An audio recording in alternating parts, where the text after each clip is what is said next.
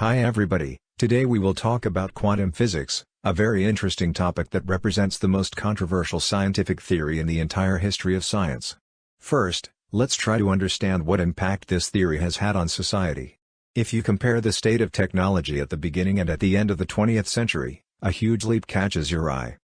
Extraordinary progress has been made in the field of transport and conquest of space. Revolutionary devices have been created such as computers or smartphones. Also in medicine and biology, we find new tools such as the electron microscope, magnetic resonance imaging and laser scalpel. Well, quantum mechanics is the theory that provided the theoretical support for the development of all these new technologies. At this point you might wonder why quantum physics had such a strong impact on technological progress. The answer is that quantum mechanics is a general theory capable of accurately describing how atoms and subatomic particles, such as electrons, behave in whatever situation they are, for example inside a molecule, a transistor or even in a human cell. In fact, all matter is made up of the same components and the laws of physics apply to both an inorganic molecule and an organic molecule. This represented a real turning point in the history of science, because before, physics had never even been able to come close to an explanation of atomic or subatomic processes. Quantum mechanics has therefore for the first time related physics and chemistry, justifying the periodic structure of the table of elements, explaining the chemical bond and the stability of molecules. Quantum mechanics allowed the birth and the development of electronics, a completely new technology that today we find inside almost all our devices, such as computers, smartphones, but also cars and appliances. Given the great success of quantum mechanics in the application field, you would expect it to have been welcomed with open arms by the scientific community, but in reality the exact opposite happened. Many of the same physicists who had made important contributions to its development, later rejected quantum mechanics, deeming it unacceptable, absurd or incomprehensible. We can see this by reading some of their statements. Niels Bohr: if quantum mechanics hasn't profoundly shocked you, you haven't understood it yet. Albert Einstein: the more success quantum theory has, the sillier it looks. If it is correct, it signifies the end of physics as a science. Such strong statements let us understand that there must be a very serious problem with quantum mechanics, and to understand what it's all about, let's compare two aspects of the macroscopic reality we are all familiar with. Let us consider a solid object, assuming its dimensions are negligible, so that we can regard it as a point-like particle. Such an object moves following a well-defined trajectory, and at every instant, it occupies a well-defined position in space and it has a well-defined velocity. On the other hand, if you throw a stone in a pond, we generate circular waves that propagate over the surface of the water. Contrary to point-like particles, the waves occupy a large region of space and propagate in different directions, which means that they have different velocities at the same time. Waves and particles have properties that are incompatible with each other, because something cannot be at the same time a point-like entity and occupy an extended region of space. One of the most critical problems in quantum mechanics is that both light and subatomic particles manifest a dual wave-particle nature, two aspects incompatible with each other. To understand what this wave-particle dualism consists of, let's examine the double slit experiment. In this regard, let's look at this short video. Test in particular, which would come to be known as the double slit experiment, exposed quantum mysteries like no other. If you're looking for a description of reality based on certainty, your expectations would be shattered.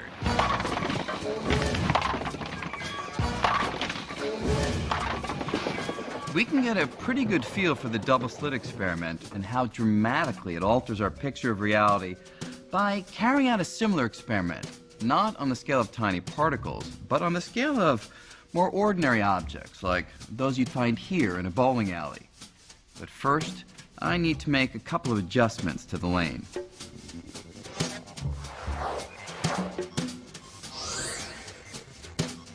You'd expect that if I roll a few of these balls down the lane, they'll either be stopped by the barrier or pass through one or the other slit and hit the screen at the back.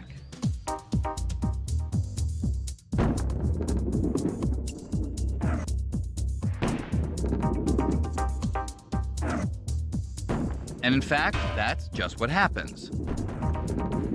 Those balls that make it through always hit the screen directly behind either the left slit or the right slit. The double slit experiment was much like this, except instead of bowling balls, you use electrons, which are billions of times smaller. You can picture them like this.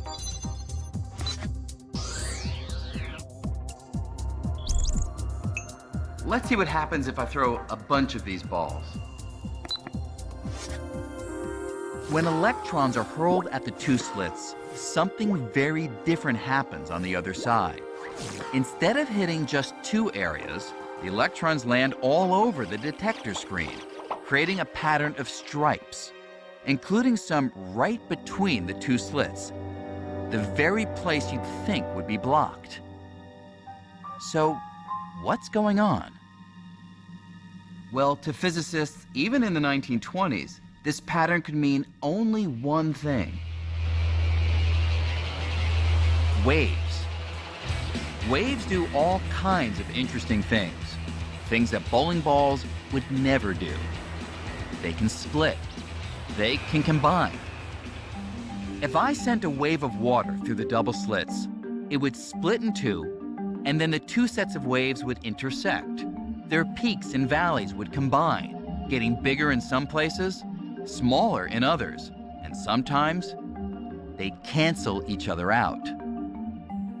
With the height of the water corresponding to brightness on the screen, the peaks and valleys would create a series of stripes and what's known as an interference pattern. So, how could electrons, which are particles, form that pattern? How could a single electron end up in places a wave would go? Particles are particles, waves are waves. How can a particle be a wave? Let's clarify some aspects of this experiment. First of all, we specify that in this experiment it is possible to vary different parameters, such as the speed of the electrons or the distance between the two slits. In this way, the position of the interference fringes changes. We know that physics is a quantitative science and it does not limit to a qualitative description of phenomena. When we change the parameters of the experiment, the positions where we observe constructive and destructive interference always coincide with those predicted by the wave theory, obtained by associating the electrons with a certain wavelength which is linked to the speed of the electron through a very simple mathematical formula. The experiment is conducted by sending a single electron at a time, and therefore there is no interaction among the electrons arriving on the screen. At first, we see random dots all over the screen, but then, as new electrons arrive, the dots thicken in certain areas, precisely those where the theory provides for the formation of constructive interference. It is important to understand that the distance between the slits is much greater than the size of the electron, so if the electron were a particle, it could never interact with both slits. In other words, if the electron passes through one of the slits, it cannot sense the presence of the other slit. On the other hand, if the other slit is closed, the interference fringes disappear. This means that there are some areas where the electrons arrive only when a single slit is open, so, the opening of the second slit affects the motion also of the electrons passing through the first slit, which implies that the electrons must interact with both slits, as if the electron was something widespread, like a wave. But this doesn't make any sense because we know that the electron is indivisible and it cannot split into many fragments. The electron has always the same mass and charge, and that's what we find on the final screen. We never find any fragments of electron. It's as if the electron is a tiny particle when it interacts with the final screen and it is an extended wave when it interacts with the slits, but that doesn't make any sense. The only logical conclusion we can draw, which is confirmed by many other experiments, is that the electron is neither a particle nor a wave. Actually, we can only define it as something we cannot even imagine, a mysterious entity we can describe only through abstract mathematical structures. Let's go on with the video. Back in the 1920s, when a version of this experiment was first done, scientists struggled to understand this wavy behavior. Some wondered if a single electron, while in motion, might spread out into a wave. And the physicist Erwin Schrödinger came up with an equation that seemed to describe it. Schrödinger thought that this wave was a description of an extended electron, that somehow an electron got smeared out, and it was no longer a point, but was like a mush. There was a lot of argument about exactly what this represented. Finally, a physicist named Max Born came up with a new and revolutionary idea for what the wave equation described. Born said the wave is not a smeared out electron or anything else previously encountered in science. Instead, he declared it's something that's really peculiar, a probability wave. That is, Born argued that the size of the wave at any location predicts the likelihood of the electron being found there. Where the wave is big, that's not where most of the electron is. That's where the electron is most likely to be. And that's just very strange, right? So the electron on its own seems to be a jumble of possibilities. You're not allowed to ask, where is the electron right now? You are allowed to ask, if I look for the electron in this little particular part of space, what is the likelihood I will find it there? I mean, that bugs anyone, anytime. As weird as it sounds, this new way of describing how particles like electrons move is actually right. Okay, this is the way quantum mechanics faces the problem. We associate to the quantum particle a mathematical function, called a wave function, that does not represent the quantum particle, nor any other physical entity or property, but it is a pure mathematical tool that allows us to calculate the probability of finding the electron in a certain position, if we put a detector in that position. It is important to understand that it is wrong to think that the wave function represents the probability that the electron is in a certain position, because this would mean continuing to imagine the electron as a particle that occupies only one position at any time, while we know that it must pass through both slits at the same time. The idea is that the electron manifests itself as a particle, and then it assumes a well-determined position, only when we set up an apparatus that allows us to reveal its position, otherwise its position remains intrinsically indeterminate. According to this interpretation, not only the wave function, but the whole quantum physics, represents a kind of algorithm that allows us to predict natural phenomena with great accuracy, without being able to even get an idea of what matter and the physical reality is. The wave function, as well as the concept of subatomic particle itself, are only elements of a mathematical model to which a corresponding element of reality must not necessarily be associated, because the model must be considered in its entirety as a tool for generating correct predictions on observable phenomena.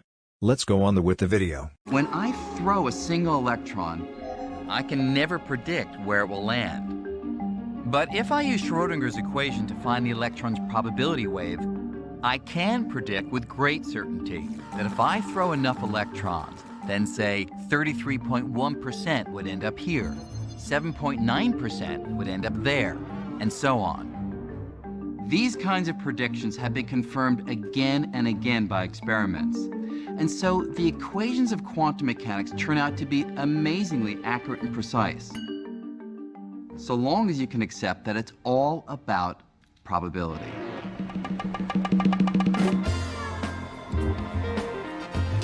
If you think that probability means you're reduced to guessing, the casinos of Las Vegas are ready to prove you wrong. Try your hand at any one of these games of chance, and you can see the power of probability. Let's say I place a $20 bet on number 29 here at the roulette table.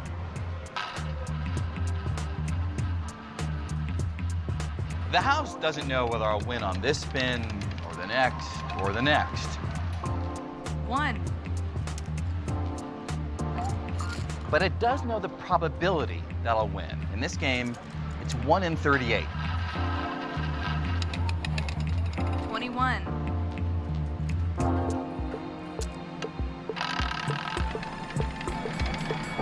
29. So even though I may win now and then, in the long run, the house always takes in more than it loses. The point is, the house doesn't have to know the outcome of any single card game, roll of the dice, or spin of the roulette wheel. Casinos can still be confident that over the course of thousands of spins, deals, and rolls, they will win. And they can predict with exquisite accuracy exactly how often. According to quantum mechanics, the world itself is a game of chance much like this. All the matter in the universe is made of atoms and subatomic particles that are ruled by probability, not certainty. At base, nature is described by an inherently probabilistic theory. And that is highly counterintuitive and something which many people would find difficulty accepting. One person who found it difficult was Einstein. Einstein could not believe that the fundamental nature of reality at the deepest level was determined by chance. And this is what Einstein could not accept. Einstein said, God does not throw dice. He didn't like the idea that we couldn't with certainty say this happens or that happens. But a lot of other physicists weren't so put off by probability, because the equations of quantum mechanics gave them the power to predict the behavior of groups of atoms and tiny particles with astounding precision. Before long, that power would lead to some very big inventions. Lasers, transistors, the integrated circuit, the entire field of electronics. If quantum mechanics suddenly went on strike, every single machine that we have in the US almost would stop functioning. The equations of quantum mechanics would help engineers design microscopic switches that direct the flow of tiny electrons and control virtually every one of today's computers, digital cameras, and telephones. All the devices that we live on, diodes, transistors, just to form the basis of information technology, the basis of daily life in all sorts of ways. They work, and why do they work? They work because of quantum mechanics. I'm tempted to say that without quantum mechanics, we'd be back in the dark ages.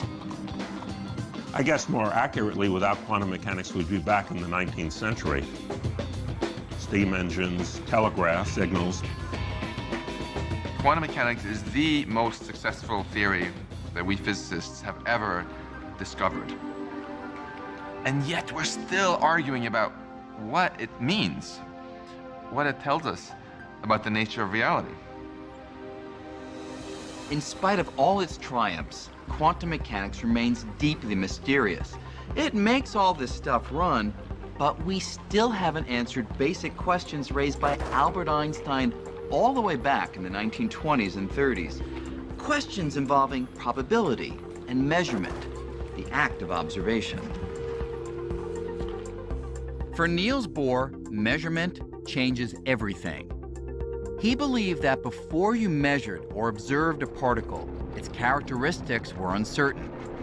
For example, an electron in the double slit experiment.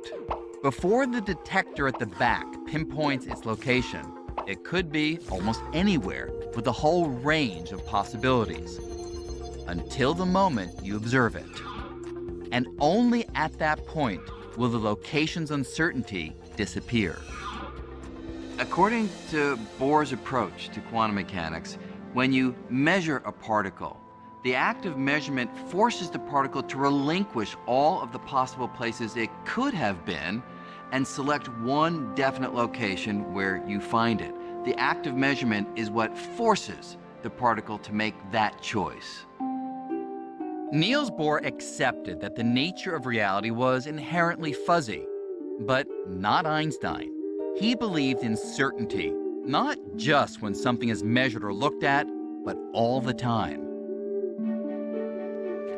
As Einstein said, I like to think the moon is there, even when I'm not looking at it. I would like to highlight two important aspects. We know that probability theory has no value if applied to a single case or a few cases.